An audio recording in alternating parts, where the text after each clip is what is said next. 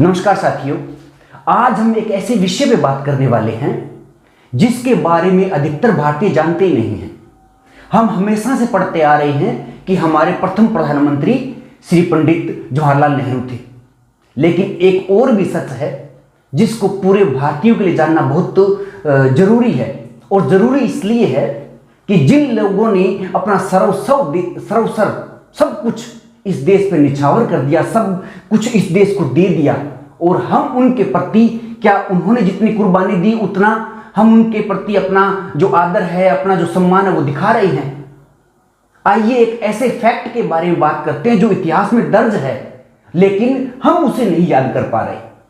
हमारे आगे पता नहीं किन कारणों से उन चीजों को नहीं लेके आया जाता जिन चीजों के बारे में हमें पता होना चाहिए।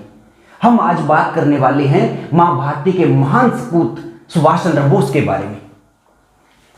आपने सुभाष चंद्र बोस के बारे में खूब पढ़ा है, उनकी जीवनी पढ़ी है, उनका संघर्ष पढ़ा है, लेकिन एक जो बड़ा महत्वपूर्ण बिंदु है उस पर आपने शायद अभी तक गौर नहीं किया।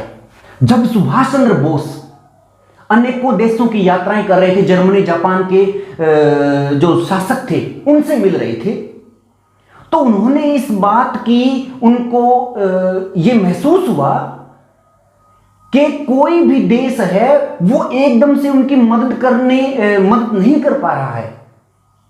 जब उन्होंने इस पे थोड़ा सा गौर किया तो उन्हें ये समझ आया कि जितने देशों के जो प्रधान थे उनसे वो मिले, वो सब प्रधान या वो सब देश एक इंडिविजुअल या एक व्यक्ति की मदद नहीं करना चाहते थे, वो किसी देश की मदद करना चाहते थे।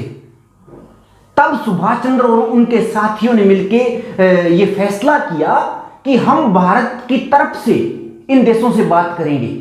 और भारत की तरफ से बात करने का मतलब ये था कि उनको पूरे अधिकार मिले भारत की तरफ से बात करने के। और इसी कारण से उन्होंने सिंगापुर के कैथी सिनेमा में एक बड़ी जनसभा इकट्ठी की और वहां पर उन्होंने भारत के लिए एक अस्थायी सरकार का निर्माण किया। सुभाष चंद्र बोस खुद इसमें प्रधानमंत्री बने, रक्षा का मंत्रालय उन्होंने अपने पास रखा, विदेश मंत्रालय भी उन्होंने अपने पास रखा। कैप्टन लक्ष्मी सहगल वो महिला संगठन की मंत्री बनी, एस.ए. अय्यर प्रसारण मंत्री बने, लेफ्टिनेंट कर्नल एस.सी. चटर्जी वित्त मंत्रालय उन्होंने संभाला, और एक 16 सदस्यीय अलग से मंत्री परिषद का गठन किया गया ताकि जो सारी फॉर्मेलिटीज है, सारी जो कार्रवाइयां हैं एक देश जो कर सकता है, एक देश जिस प्रकार से दूसरे देश से बात कर सकता है, इस प्रकार से उन्होंने एक पूरा स्ट्रक्चर तैयार किया। सुभाष चंद्र बोस इसलिए प्रधानमंत्री नहीं बने कि उन्हें सत्ता हासिल करनी थी, बल्कि उन्होंने इसलिए ये प्रधानमंत्री पद स्वीकार किया। ये घटना थी 21 अक्टूबर 1943 की। उन्होंने अपनी शपथ में कहा कि मैं ईश्वर की पावन शपथ लेकर आप सब भारतवासियों को यह विश्वास दिलाता हूं कि मैं भारत के जो 38 करोड़ लोग हैं उनकी सेवा के लिए अपना पूरा जीवन न्यौछावर कर दूंगा। उन्होंने कोई पद या उन्होंने किसी प्रकार से अपने आप को राजा बनाने के लिए कार्य नहीं किया था, बल्कि इस देश के लिए लड़ने के लिए, और इस देश को अंग्रेजों से कैसे मुक्त कराया जा सकता है, इसलिए उन्होंने इसके ऊपर ये अस्थायी सरकार का निर्माण किया। और हम भूल गए वो दिन।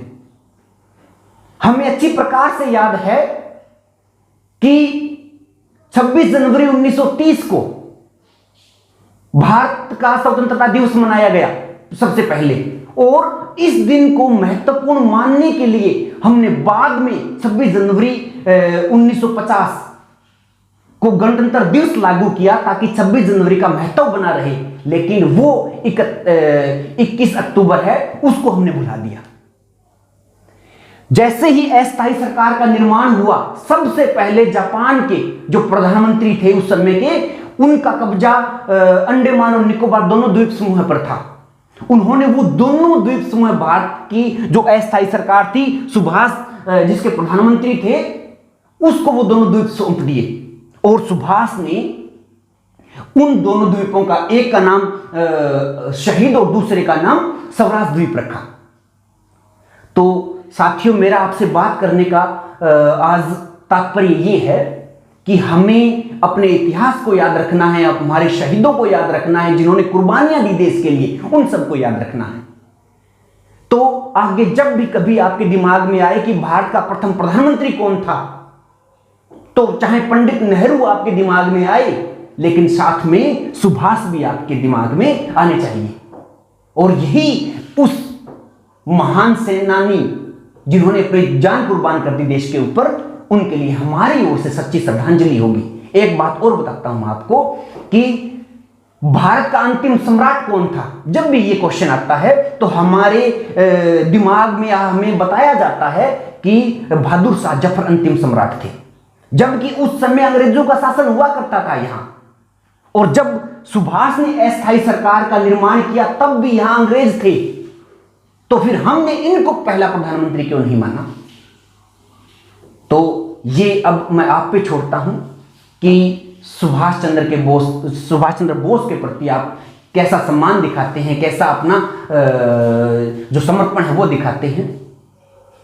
तो मैं आपसे ये भी कहना चाहूंगा कि इस वीडियो को ज़्यादा से ज़्यादा शेयर करें, ताकि जो हमारी सरकार है, वो सरकार के जो नुमाइंदे हैं, वहां तक भी ये बात पहुंचनी चाहिए। तो आज की इस क्लास में मैं आपसे इतनी ही बात करूंगा।